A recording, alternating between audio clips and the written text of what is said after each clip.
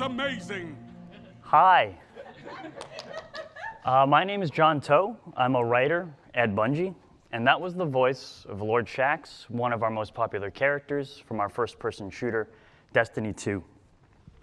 Shaxx is the announcer of Destiny's Crucible, which is our arena-based player versus player mode. Today I'll be talking about how our team found that a well-written, supportive character like Lord Shaxx can enhance the player experience in competitive game modes while telling an important story, the players. I've been working on Shaxx since Destiny: The Taken King, our first big expansion, and I brought the shoutcaster quality to Shaxx's dialogue. I've been the fictional creative behind Shaxx's backstory in Grimoire and background lore since then. I worked very closely with senior designer Andrew Weldon, who's sitting right there. Andrew masterminds the triggers for Shaxx in nearly all of Destiny's Crucible modes. He is an expert on the player's PvP experience in Destiny, and he uses that expertise to decide the different contexts in which Shaxx speaks. Before we go deeper, here is a quick overview of the talk. I'll be covering the writing process in the development of Lord Shaxx as Destiny's first PvP announcer character. As a part of that process, I'll broadly cover Shaxx's development history as far as his writing goes. The character changed pretty dramatically between Destiny 1 and 2, as you're going to see. Then I'll go into how Shaxx helps tell the player's story in the context of Destiny's PvP mode, the Crucible. I'll also cover how we continue to iterate on the techniques that we used in writing Shaxx through a new character called the Drifter. And Drifter is Destiny's newest announcer in a new competitive mode called Gambit. And finally, I'll share the writing pillars that I developed over the course of this process and will continue to use for future announcers in Destiny. So first up, for the uninitiated, who is Shaxx? He is the voice of Destiny's Crucible, and the Crucible is our collection of arena-based player versus player modes in Destiny. Shaxx is unique from most first-person shooter announcers found in games like Unreal Tournament and Halo, in that both of those games featured disembodied voices as announcers that reacted to the player and gave game-critical information, but were not in themselves characters. Lord Shaxx is an announcer in that vein, but he also exists in the Destiny universe with a history and has a personal stake in the players, in all of you. Here's an example of what Shaxx sounds like in Destiny gameplay from the Taken King expansion.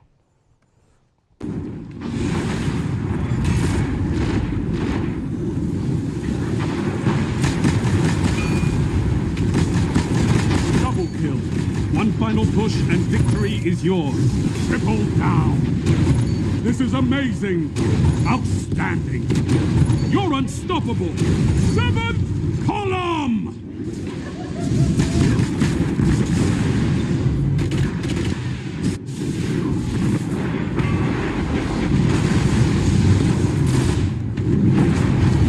Another battle won.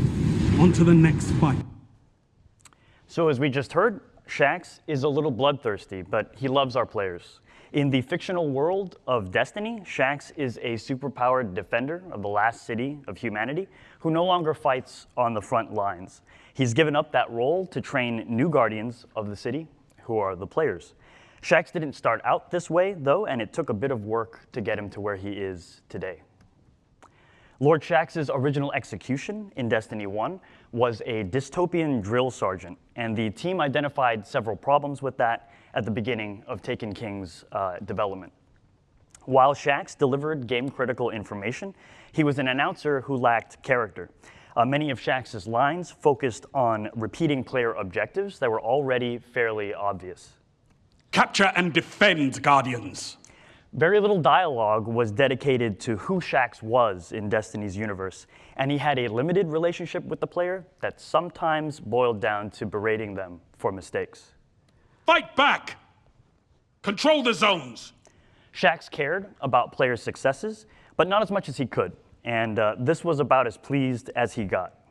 Nice work, Guardians. Your efforts have been noted. I'm about to play another clip for you. This is what the early version of what Shaxx sounded like in D1. Listen carefully to the clip and compare it to the one that we just heard. Think about how often Shaxx speaks, and it won't be much.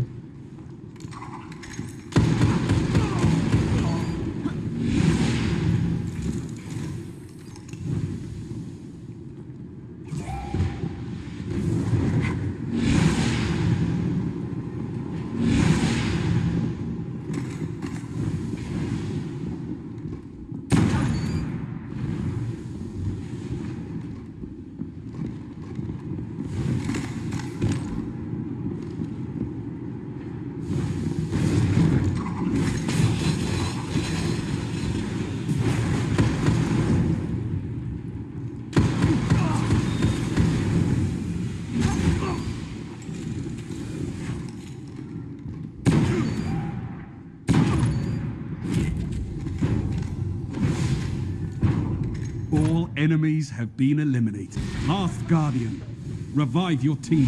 Heavy ammo inbound. So, for those unfamiliar, that was an example of a pretty intense gameplay sequence in Destiny. Our player was fighting 1-on-3 and had to kill the entire opposing team multiple times in order to win without dying themselves. But notice that Shaxx lacked streak announcements. He lacked general excitement for what was going on. Audible excitement being a big part of the earlier clip, which was actually later in Destiny's development cycle.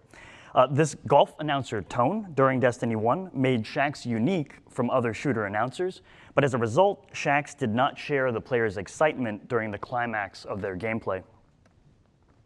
We took a new direction during the Taken King expansion by doing a couple of things.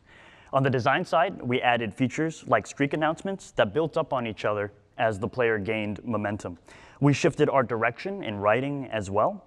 Lenny James, Shaxx's voice actor, is a Shakespearean-trained stage performer with supreme powers of projection. So we gave Shaxx a more vibrant personality with more lines while keeping instances of that dialogue still relatively short. The end result was something like this in Taken King's Crucible. Their dignity is yours.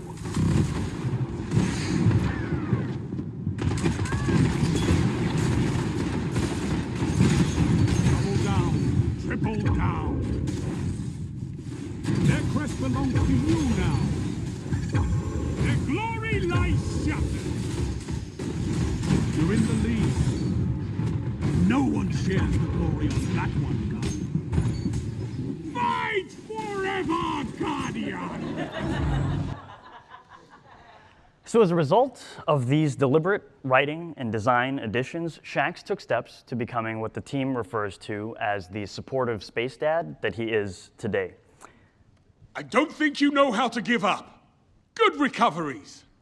On top of streaks and a more boisterous personality, we had Shaxx actually reference his backstory from Destiny's Grimoire cards. Shaxx's dialogue changed to reflect that he is a decorated war hero who loved his job on the front lines and gave all that up to train new guardians of the city, like the player. What I wouldn't give to fight again beyond the walls. I would tear out a Vex heart with my teeth.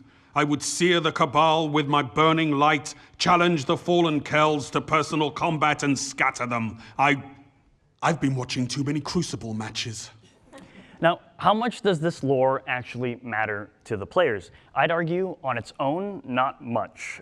However, it gives us a background to anchor Shaxx with, and it's something for the character to speak to as a frame of reference to relate to what the player is doing. This is key as it's what allows us to put the player on a pedestal and make the Crucible all about them. No matter what Shaxx starts off saying, he'll always bring it back to our focus, which is the players. When I take the enemy vault, I look them in the eye and I tell them, this is mine now. I see you do too. This new Shaxx worked out pretty well, according to our audience. Yes! There are a lot more Reddit threads about him than pictured here. Some players went so far as to claim they engaged with PvP content in Destiny simply to spend more time with Shaxx. Two Reddit threads, as a result of the team's work, stood out to me over the years. The first was from a deaf player who was disappointed that there were no captions in the Taken King to capture Shaxx's dialogue for them. And we finally got the tech to support it in Destiny 2. This player was not disappointed. Lenny James, Shaxx's voice actor, is phenomenal, and he can turn a 50-cent line into $1. But in this case, for this fan, and apparently everyone in this thread, the dialogue triggers and the writing for Shaxx carried the experience. This will be more important later. The second thread was from a player suffering from multiple myeloma, a type of blood cancer.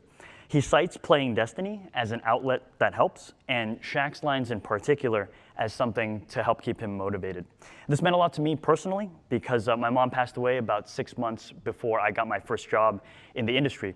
But what was my takeaway from all of this? I realized that even without a traditional plot, the team and I had succeeded in conveying a strong character for Shaxx through his endless enthusiasm for watching the players fight each other. The player's story is at the center of every Shaxx line. A vast majority of Shaxx's speech is triggered by player actions. And even when Shaxx is talking about himself, it's in reference to the player. As an example, players can choose between 3 classes in Destiny. Titans are armored super soldiers, and when a Titan player goes on a streak, Shaxx says something like this. With 10 Titans like you, I could build all 7 columns and shake the pillars to their core. Hunters are Han Solo scoundrel types, and when a hunter goes on a streak, Shaxx sounds like this. With 10 hunters like you, I could make the frontier safe again. And finally, warlocks are mystical scholar warriors. When a warlock goes on a streak, Shaxx reacts like this. With 10 warlocks like you, I could turn ideas into weapons. In each of these lines, Shaxx is acknowledging the player's class, a little bit of what that class archetype is like in the fiction of Destiny, or in other words, the player fantasy, and is also reacting to what the player just did. The end result is that it feels like Shaxx is watching you, constructing a narrative out of your gameplay. Over time, players feel like they know Shaxx as a character because he seems like he knows them. Plus, the sheer amount of time that Shaxx spends speaking to a player in PvP can be greater than the time it takes to clear Destiny's campaign missions. So therefore, pursuing storylines in competitive modes where the presence of players alone encourages engagement can be very valuable. To help support the story of Shaxx as a former frontline fighter turned coach, he has a presence in the Tower. And the Tower is Destiny's social hub where all players congregate to manage gear, speak to NPCs to advance quests, and hang out with each other in a non-combat space. Shaxx has a ton of ambient lines in this state where he gives gear and bounties to the player, but practically none of these lines have anything to do with that gear and those bounties, and instead serve to support the idea that Shaxx is still watching Crucible matches when you're not in the arena. He's always happy to see you, and he acknowledges you as a fellow veteran. You're doing good work in the Crucible. The recruits need to see it. When you finished your business with him, he's jealous that you get to go out and shoot guns, and he doesn't. I'd be right there with you if these rookies could just learn to fight by themselves. And as you walk off, you can hear Shaxx continuing to train Guardians in the Crucible. You can't fight when you're that tense, Guardian. What's wrong with you? Relax. Relax more. I said relax! This serves as an outside context for Shaxx when he's not announcing Crucible matches. It furthers the smoke and mirrors that Shaxx is alive when the player doesn't see him. So to recap real quick, Shaxx's announcer lines built on a character to serve as a point of reference in order to help tell the player's story in the Crucible. The Iron Lords, 6 fronts, the Twilight Gap where Lord Shaxx earned his name. None fell more Guardians than you. We further support this experience by allowing the players to visit Shaxx in the tower to continue to build a relationship with him outside of the Crucible. Both of these things, announcer and ambient dialogue together, encompass the Crucible narrative experience. Shaxx is a guy who's done what you've done. He concedes that you do it better, and he sings your praises, telling you your story to you as you crush your enemies. He's a window into the Destiny universe, and he offers a way for you to make an impact on that universe through his reactions. I wanted you to win, and you set the whole bloody world on fire. Good. Shaxx is your personal bard, your advocate, and your hype man. We felt so good about how we executed on Shaxx that we repeated these narrative techniques using a different character, the Drifter, in a different mode called Gambit to equal success. All right, all right, all right. Let's see what we've got. Fallen on the horizon. If Shaxx is a supportive coach, the Drifter is a shady uncle who encourages cutthroat behavior. Red Legion. These lowlifes took the tower from you, right? Make 'em bleed.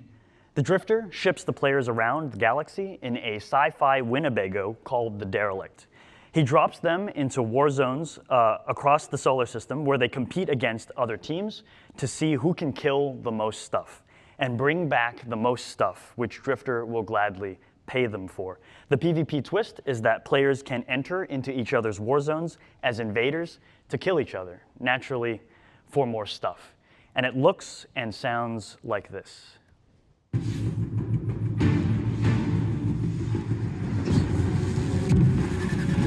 This is what the Taken feel. Revel in this.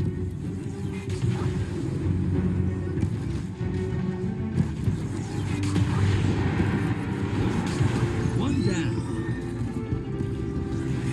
That's 2. 10 seconds left.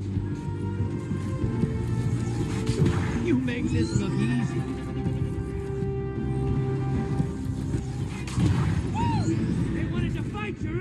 That's what they said! Drifter is an echo of Destiny 1's newest expansion, Forsaken, which has the player questioning their morals in an Old West-style story. This necessitated a different dialogue style than Shaxx, and even though both characters are announcers. Drifter is a grittier, less idealistic version of Shaxx, but he shares the following qualities. He never berates the player directly, and he even encourages you when you lose, just like Shaxx. Hey, not every hunt's a good hunt. Doesn't have to be. So count your loot and come see me again, huh? Drifter has a backstory, just like Shaxx, that informs everything that he says. He's a person with a history and a reason for existing and for wanting the player to succeed. What a haul! I promise you, I'll do something special with all these motes. Something that'll make you shiver. We've talked before about how Shaxx's presence in the tower adds to the character's detail and shows a side of him outside of the Crucible. You can't fight when you're that tense, Guardian. What's wrong with you? Relax. Relax more. I said relax! I just like that line. We did one better for the Drifter, and we gave him a ship to haul the players around the galaxy in. It allows him to give pep talks to both teams before a Gambit match begins, and we use this to paint a portrait of the kind of person that the Drifter is across the course of many matches.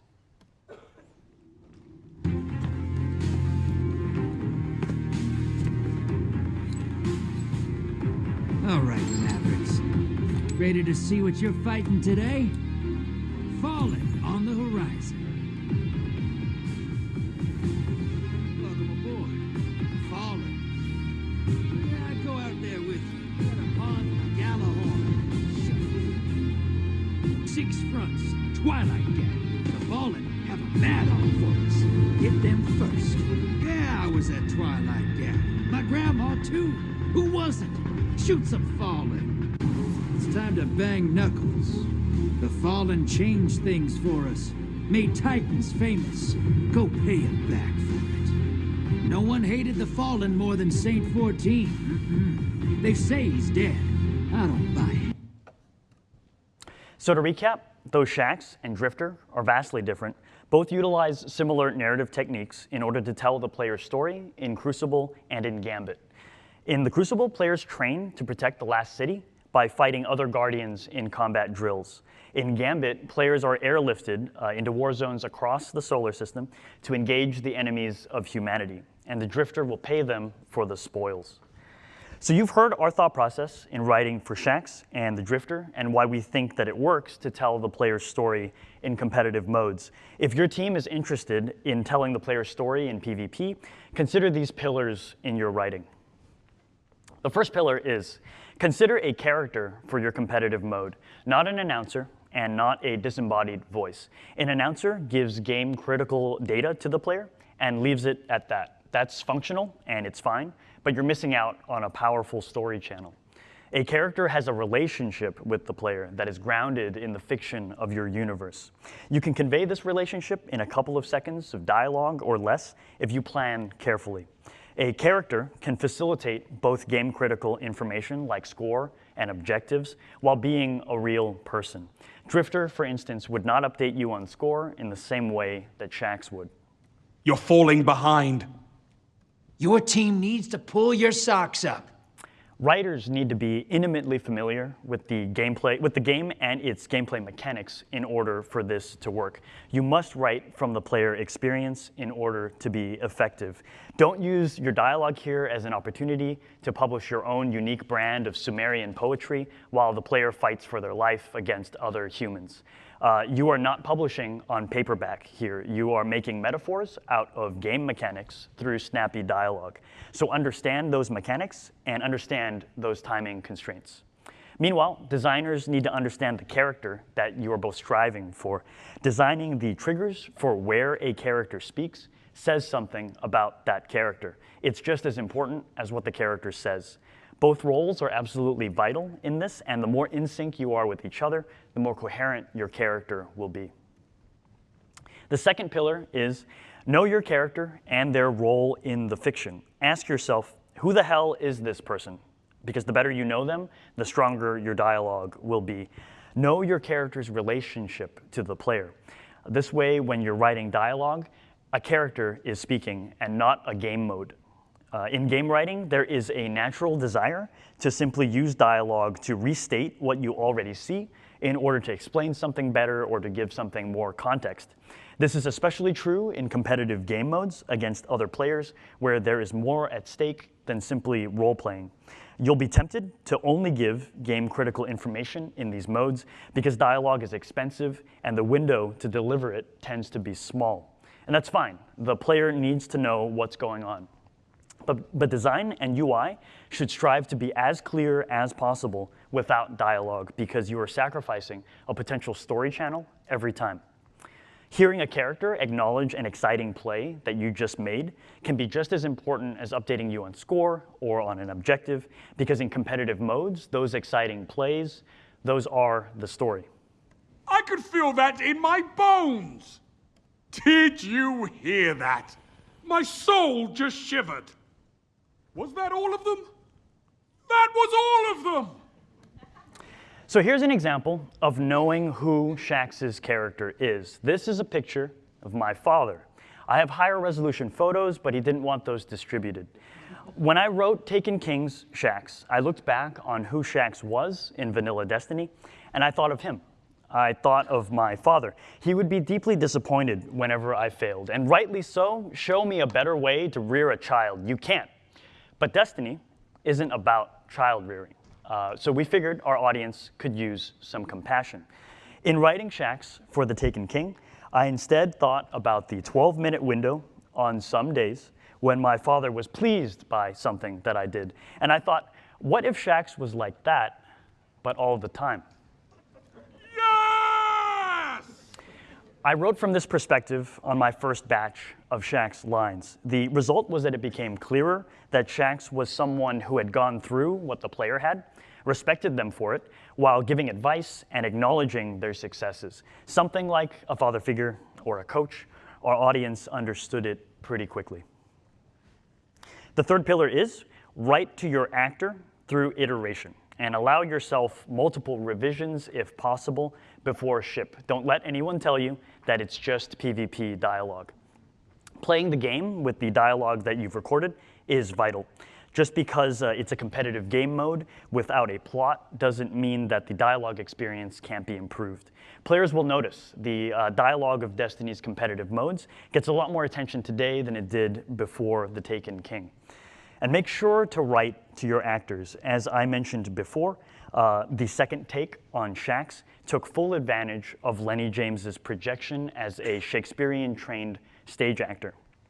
Casting Todd Habercorn for the role of the Drifter also changed that character from what we internally had pictured as a deep-voiced McCree type into more of a smoky Clint Eastwood who actually goes up in pitch when he gets excited. So pay attention to your actors. Watch other stuff that they're in because they'll change your writing in a good way if you use them well. The fourth pillar, above all, appeal to the player. Relate to the player. Understand their experience. Over time, we removed Shaxx lines that were even remotely negative to players when they lost because certain parts of our audience did not appreciate being kicked while they were down. On the other side of the spectrum, one of the best ways to appeal to a player is to speak to player actions. Oh yes, the battle lines have been drawn. Call the Praxic Order, call the Thanatonauts, the Jinsen Scribes, call everyone so they can witness you. Make sure to congratulate the player when they congratulate themselves. You want your streak and climax lines to fire at the same time that the player leaps off of the couch in real life. But you can only find these when your experience is solid. Try to have a good idea of what your climax moments are from the player's perspective as you're writing. Now here's an example of all of this coming together. I apologize for the audio, it's a raw feed, it's gonna pop a little bit.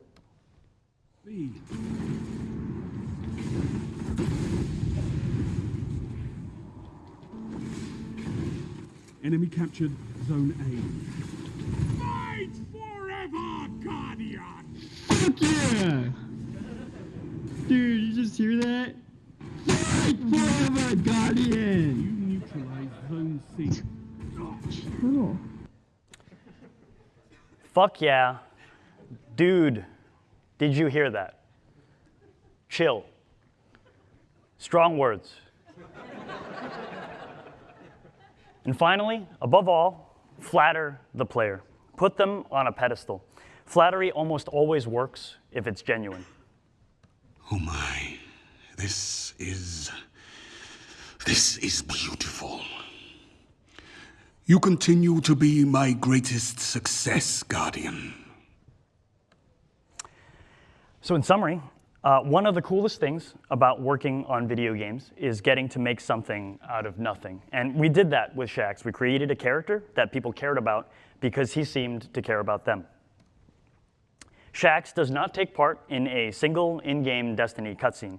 Aside from one small cameo, he's not in a single campaign mission across the lifespan of Destiny's first 5 years. And yet, people like him. It's because Shaxx's plot is the player's action in the Crucible. It's a story that never ends if your players stay engaged. Shaxx takes full advantage of video games as an interactive medium. The success of Shaxx in-game has led to things like a Todd McFarlane action figure, t-shirts, internet memes. It's because our artists are awesome, but Shaxx is pretty cool too. Again, this is all despite the fact that Shaxx has very little screen time in the linear narrative of Destiny. At the end of the day, Lord Shaxx is just a series of dialogue lines that listen for specific player actions before firing, and it creates the illusion of a buddy sitting next to you on the couch who loses their shit at the same time that you do. For your team, obviously, the flavor of your character will change based on your game and your fiction, but the intent should be the same. Tell your story as player action. As we've shown, it can be pretty gratifying. Executed properly, this kind of dialogue, deployed in competitive modes, can be used to connect with your players on a visceral level. I hope you try it. Your players will thank you for it. That's all. Thank you very much. Andrew Weldon, as I mentioned before, is here. He is available to field design questions. We'll be out in the hall after this. If you guys are playing the Allegiance quest in Destiny right now, where we are asking you to choose your loyalty between the Drifter and the Vanguard, the lady who put that together, Mallory Schleif, is right there. And she'll be outside as well to field questions about that if you guys are interested. Peter Serrett, who worked on Gambit as the primary designer, is right there. We'll all be outside. We don't have time for questions. Thank you very much for playing.